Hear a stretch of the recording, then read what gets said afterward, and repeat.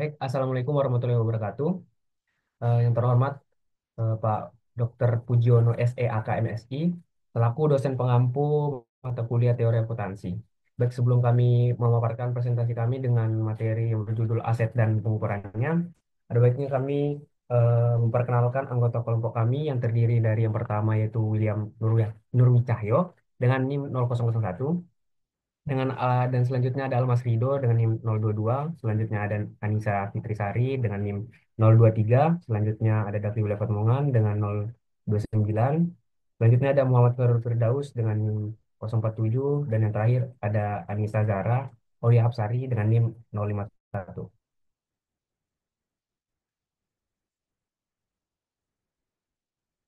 Baik, materi selanjutnya akan saya persilakan untuk teman saya menjelaskan. Baik, untuk materi yang pertama yakni pengertian perspektif penelitian akuntansi. Perspektif penelitian akuntansi adalah cara pandang seseorang terhadap suatu fakta-fakta yang terjadi dan bagaimana seorang tersebut memahami dan mempelajari fenomena yang telah terjadi. Dan fenomena tersebut dapat menjadi suatu temuan atau pengetahuan baru bagi orang tersebut. Next.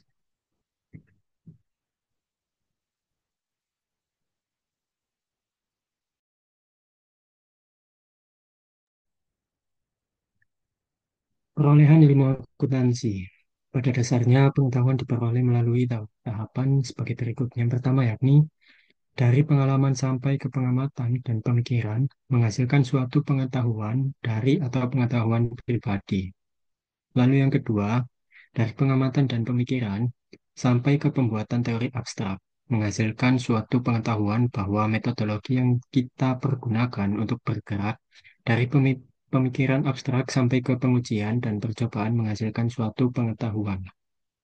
Lalu yang ketiga, tahap akhir dari pengujian dan percobaan sampai ke pengalaman, menghasilkan suatu pengetahuan bahwa secara praktik, kesemuanya merupakan suatu proses total yang beranjak dari informasi, ilmu pengetahuan, metodologi, dan kebijakan. Next.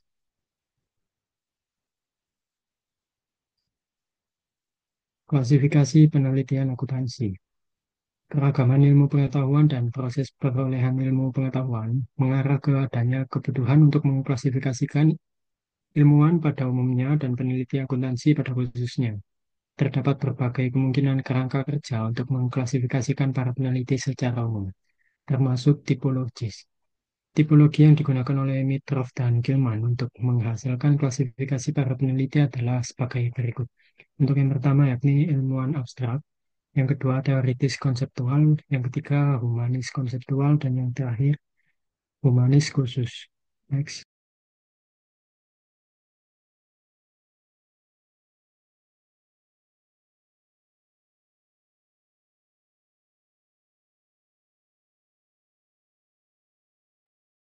Baik, selanjutnya itu perspektif metodologi akuntansi.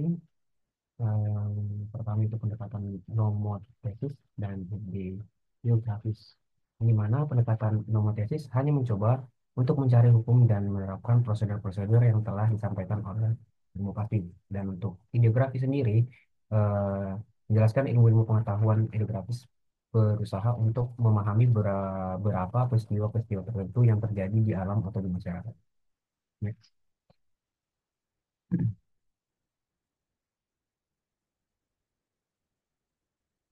Dan di sini ada perbedaan antara nomenklasis dan ideografi bermula dari perbedaan asumsi yang mendasari pengetahuan ilmu sosial, di mana pendekatan subjektif pada ilmu sosial memberikan ciri asumsi nominalisme bagi ontologi atau cabang ilmu filsafat yang mempelajari sifat makhluk atau kenyataan.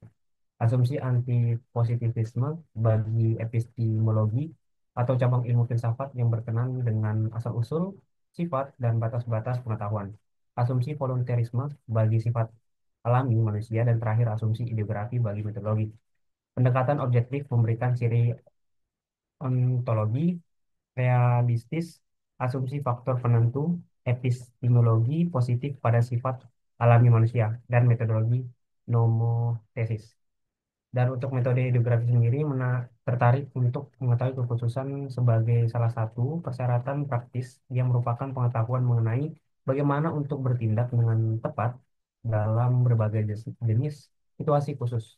Untuk metode nomotesis sendiri tertarik dengan pengembangan teori pengetahuan universal.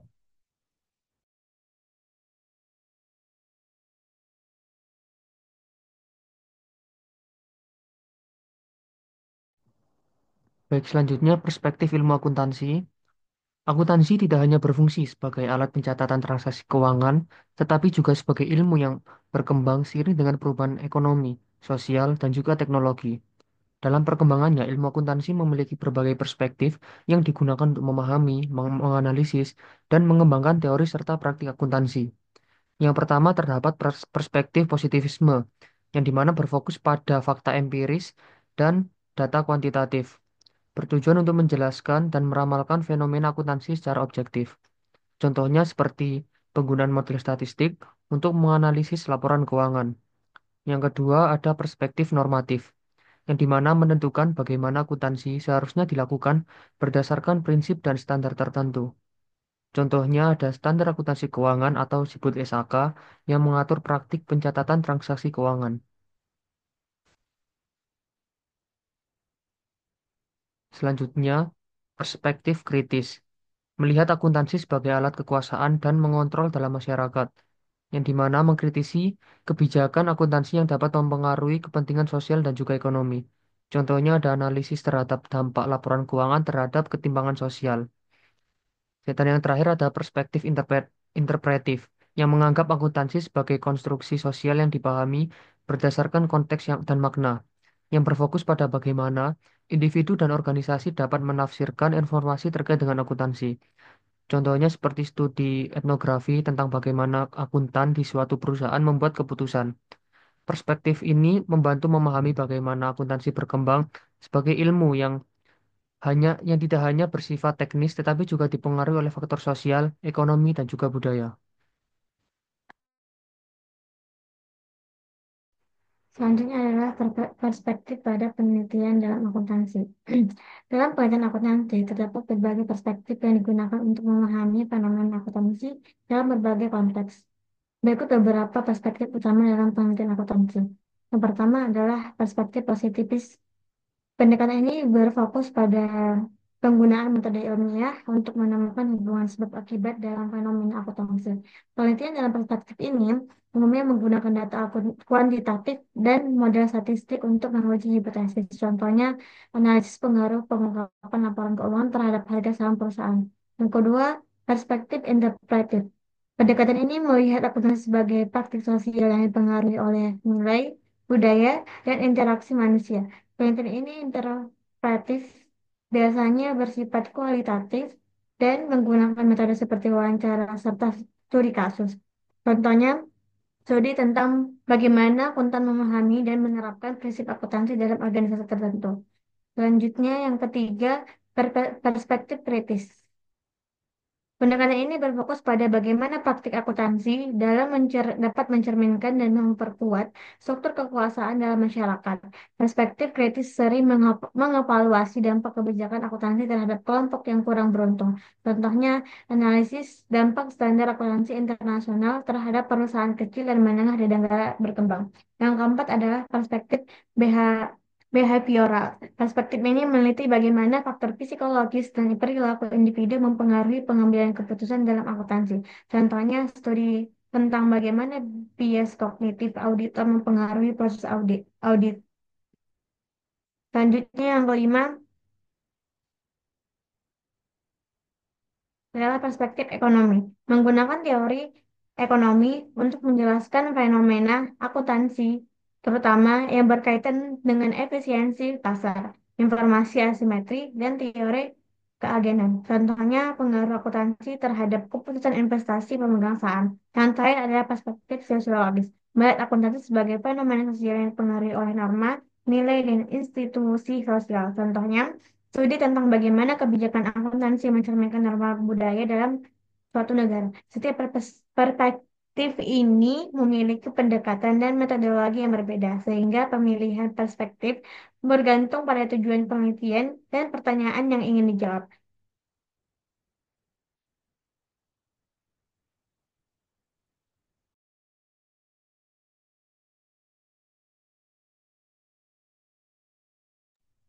Selanjutnya yaitu fondasi intelektual dalam akuntansi. Ada beberapa aspek utama dalam fondasi intelektual akuntansi, yaitu yang pertama ada filosofi akuntansi, yaitu mempelajari hakikat, tujuan, dan prinsip dasar akuntansi dalam kehidupan ekonomi dan bisnis. Yang kedua ada teori akuntansi, yaitu mengembangkan kerangka kerja konseptual untuk memahami bagaimana transaksi ekonomi dicatat dan dilaporkan.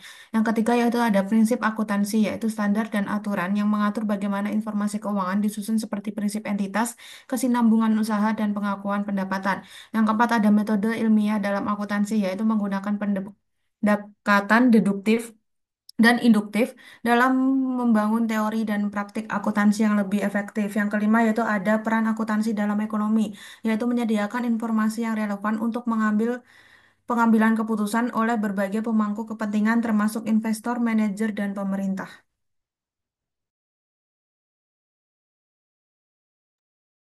Selanjutnya, contoh aset dan perhitungannya. Aset dan pengukurannya adalah konsep penting dalam akuntansi dan keuangan. Berikut adalah beberapa contoh jenis aset dan pengukurannya. Yang pertama, aset tetap atau fixed asset. Yang contoh gedung, mesin, kendaraan, dan peralatan. Pengukuran diukur berdasarkan harga perolehan kos dan disesuaikan dengan penyusutan atau depresiasi sesuai umur manfaat. Yang kedua, aset lancar, current asset, contoh kas, piutang, usaha, dan persediaan. Pengukuran kas diukur sesuai nominalnya, piutang diukur berdasarkan nilai yang diharapkan bisa ditagih, persediaan diukur menggunakan metode seperti FIFO, LIFO, atau biaya rata-rata. Yang, ke- yang ketiga, aset tak berwujud, contoh hak paten, merek, dan goodwill. Pengukuran diukur berdasarkan biaya perolehan atau nilai wajar. Jika dapat diukur secara andal, goodwill khususnya sering hanya diukur saat terjadi akuisisi. Keempat, aset keuangan atau financial asset, contoh saham, obligasi, dan investasi lainnya. Pengukuran diukur berdasarkan nilai wajar atau fair value atau nilai perolehan imortisasi atau amortized cost. Yang kelima, aset biologis, biological asset, contoh ternak, tanaman yang tumbuh. Pengukuran diukur berdasarkan nilai wajar dikurangi biaya untuk menjual.